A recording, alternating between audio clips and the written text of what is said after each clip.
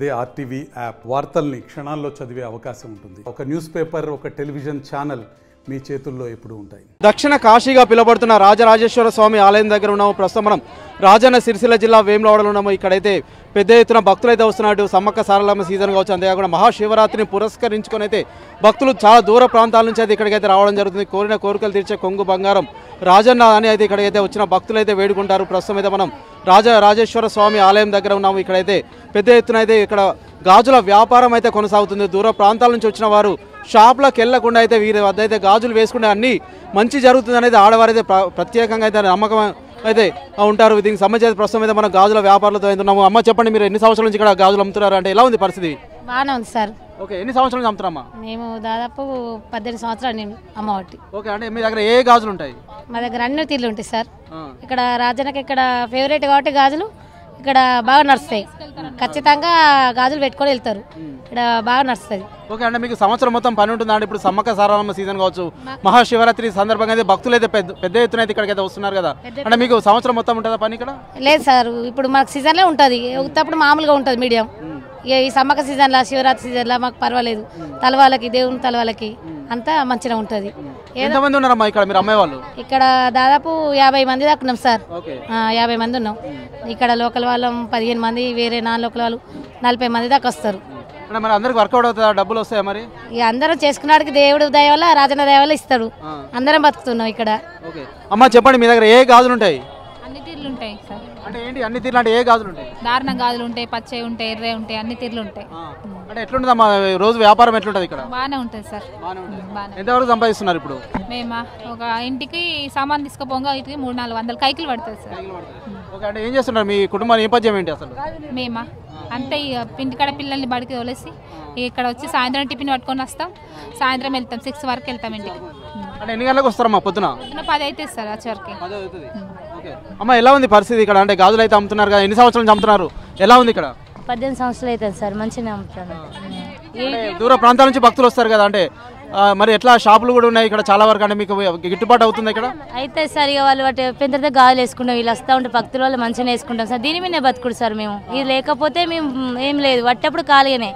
ఈ గవర్నమెంట్ అనేది చెప్తారు, మాకేం వృత్తికి మాకేం చెందలేదు సార్. కేసీఆర్ ఏమంటారు మిమ్మల్ని? ఏమంటారు మామూలుగా? మేము గాజులం పుసరోళ్ళం సార్. మాకు కేసీఆర్ లేదు సార్, మాకు ఇస్తా అన్నారు, ఇయ్యలేదు సార్. ఈ దీని మీద బతుకు డబ్బులు బెడ్రూమ్ అన్నారు, ఇదన్నా అందరికి ఇస్తారు సార్. మా కుల వ్యక్తికే మాకేమి ఇస్తలేదు సార్. మమ్మల్ని కూడా చూసుకోవాలి కదా సార్, అందరికి ఇచ్చినప్పుడు మాకు కూడా చూసుకోవాలి సార్. మేము దీని మీద బతుకుడు గంప మీనే మంది జనాలు వస్తేనే మాకు గిరాకీ, లేకపోతే పిల్లలు మేము బతుకోవడం దీని మీదే సార్.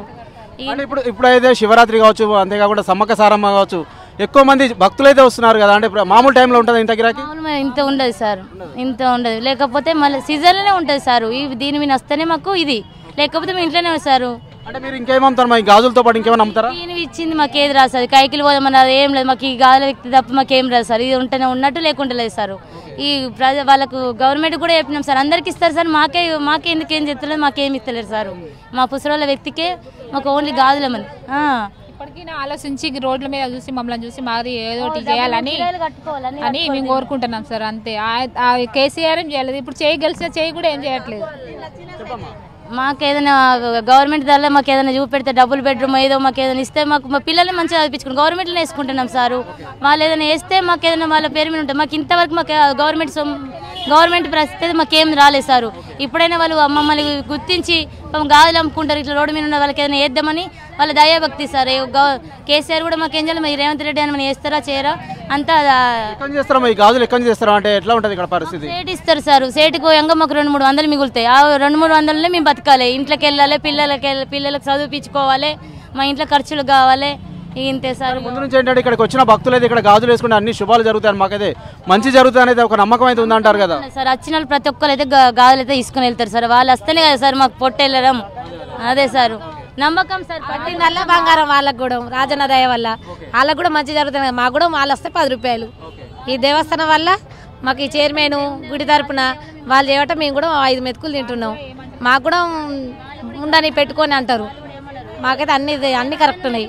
మాకైనా ప్రాబ్లం వచ్చినా కూడా ప్రతాప్ రామకృష్ణ అయినా ఎవరైనా మాకు వచ్చి ఇక్కడ మాట్లాడతారు. ఇక్కడ తీసేయన్నా కూడా ఉండని అని అంటారు. ప్రస్తుతం అయితే మనమైతే చూస్తున్నాము ఇక్కడైతే ప్రతి ఒక్కరి సహకారం వల్ల అయితే మేమైతే వ్యాపారం అయితే చేస్తున్నాము. మాకైతే 5,000 అయితే లోపలికి వెళ్తున్నాయని ఇక్కడ ఉన్న వర్తకులు అయితే చెప్తున్నారు. గాజుల ప్రధాన వృత్తి అయితే అని వారైతే చెప్తున్న పరిస్థితి ఉంది. మనతో పాటు కొంతమంది అయితే భక్తులు అయితే ఉన్నారు, ఇక్కడికైతే రావడం జరిగింది.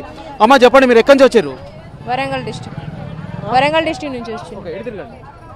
ఓకే, వరంగల్ డిస్ట్రిక్ట్ నుంచి వచ్చాను. దర్శనం అయిందా అమ్మ మీకు ఇక్కడ? అయింది సార్. ఓకే, అంటే ఎలా ఉంది ఇక్కడ పరిస్థితి? అంటే ప్రస్తుతం ఏర్పాట్లు ఎలా ఉన్నాయి? బాగానే ఉంది. ఎన్ని గంటల సమయం పడుతుందండి దర్శనానికి? 3-4 అవర్స్ పడ్డది మాకు సార్. 3-4 అవర్స్ పడుతుంది. ఓకే, అంటే ప్రస్తుతం అయితే గాజులు వేసుకోవడానికి వచ్చారు ఇక్కడికి? అవును సార్. ఓకే, చూసారా మరి గాజులు? దేవుని దగ్గర వెళ్ళి గాజులు వేసుకోవడం పోవడం. అంటే ప్రతి ఏటా వస్తుంటారు ఇక్కడికి? ప్రతి సంవత్సరం వస్తుంది. ఎలా ఉన్నాయమ్మా గాజులు? ఎలా ఉన్నాయి ఇక్కడ? బాగానే ఉంది సార్. బాగానే ఉంది. ఎంత చెప్తున్నారు రేటు? రేట్ అయితే బాగానే ఉంది, గాజులు బాగానే ఉంది, రేట్ కూడా బాగానే.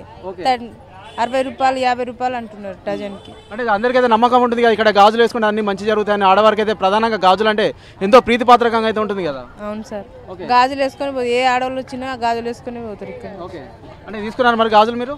తీసుకున్నాం. అంటే ఇంకా పార్సల్కి ఇట్లా కట్టించారా?